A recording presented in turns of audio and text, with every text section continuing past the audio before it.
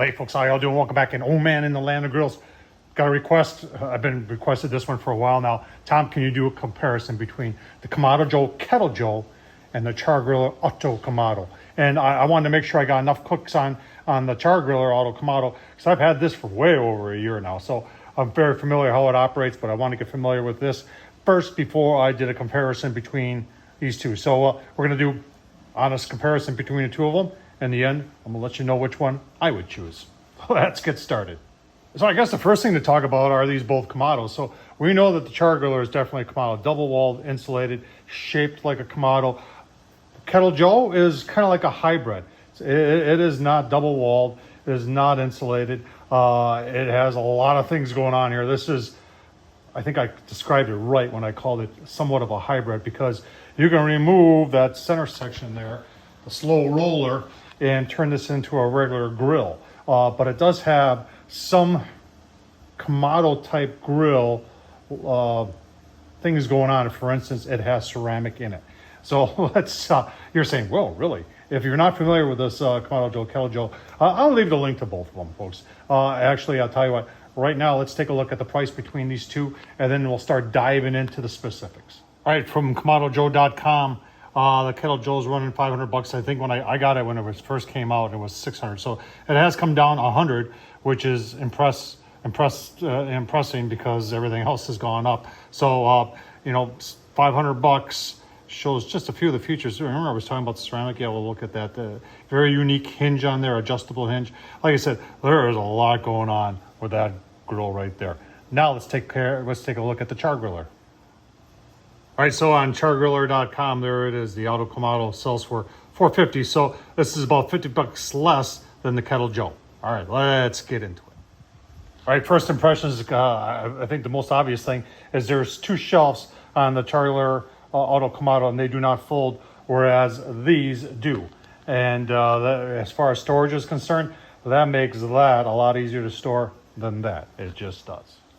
And we'll stick with the shelves just for a second here. I just want to point out that there's a little give in these shelves. It's not the end of the world. It's just that that's a lot more stable right there. That don't give as opposed to this. But once again, when it comes to storage, that's going to store easier than this will. Both have bottom shelves, no problem. 4 wheels, 2 of them are locking casters. 3 wheels, and the back has got a locking caster. Both are vented from the top, kind of similar type vents. The Auto Kamado does have a temp gauge on it, whereas the Char-Griller does not, although it's got the built-in thermostatically controlled blower that gives you a temp at grill grade level. So that kind of outdoes this. Now, I think they fixed this issue from the very beginning. I got one of the first, first production run models. And for some reason they had a hole. You can see the red dot there. It had a hole up there, and I put a little high temperature caulk in there, some of the red stuff, but that was leaking a lot when I first got this grill. I couldn't figure out what was going on until I looked up in there and I said, holy smokes, there's a hole there. And I for the life of me, I kind of went around with customer service. I didn't argue a whole lot with them because there were some other issues, but they did fix the other issues, which was in shipping, the bottom was dented. And that part right there, we just let it be. So they both have hinges. The Auto Kamado one is adjustable. You can do a lot of adjustments with this because that center ring, the slow roller, comes out. The Akorn has got a tried and true and proven. This is the same hinge they've had on their Akorns for a long time, and it works. The actual grill grate size is 21 inches. They're calling this a 22 inch. And a lot of the Weber accessories do fit, as you can take off that slow roller and put it on a 22 inch kettle. Grill grate size on the Auto Kamado is shy of 20 inches, about 19 3/4 to be exact. All right, the grates on the Char-Griller are cast iron. The upper one here, which is one of my favorite upper grates. I think it's just cool. Works very well. Is probably nickel plated, I would guess. On the Kettle Joe, we've got it's a half moon grates, and I think you can put them at different levels. I believe there are some Kettle Joe accessories that'll give you a second grate on this, though. Don't quote me on that, but I'm pretty sure. So on the Kettle Joe, what fits on the slow roller is a diffuser plate right here. And you can run it either way. You can run it this way, concave up, or you can also run it this way to catch the grease. And there's the rest of the inside. Let's take a look at the diffuser plates on the Chargriller. All right, the Chargriller comes standard with this. This is new for the Kamado, for the Akorn, is a stainless steel like this.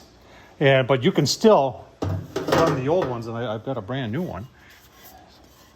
So this is the ceramic one, and you're saying why would you ever use that? And the reason being is that because this one is concave, I can't put a drip pan on there. So with the flat one, I can do a drip pan in there, and it also gives you a little bit more thermal mass in there for maybe those wintertime cooking. All right, so no other grill has a slow roller, and that's why I got it. I think they still call it a hyperbolic cook chamber or something like that. It rolls the smoke, and your fire is way, way, way down there. So when you got this on, and like I said, this fits on a 22-inch Weber kettle also. You get a lot of rolling action. In fact, I'm not going to say it gets sooty. I'm just saying it slows it down, and everything you can see on the inside just gets covered with this. And I'm a clean freak, so it bothered me a little bit at first, but I've gotten over it. But it really does. It does work. It's hard for me to describe what it actually does, but it does slow the smoke down. It does roll it a little bit. Is that good? Is that bad? Folks, I honestly don't know. But it is cool. I know that. All right, sticking with the Kamado Joe, that's your charcoal basket down there. And each one of these are removable if you ever had to replace them. And it's like a kick ash basket, I think. And they got holes in there to let more ventilation through. And that's the part of it that kind of makes it like a Kamado, because you have some ceramic in there. And your ash falls straight through. Now, we're going to take a closer look at how the ash is handled in this grill. So your ash goes down into this thing, and once this fills up, this is your air vent right here. Once this fills up, it kind of chokes things off. And I've had some issues before. Now, granted, the time I had an issue, I wasn't using lump. I was using good. I was using B&B briquettes.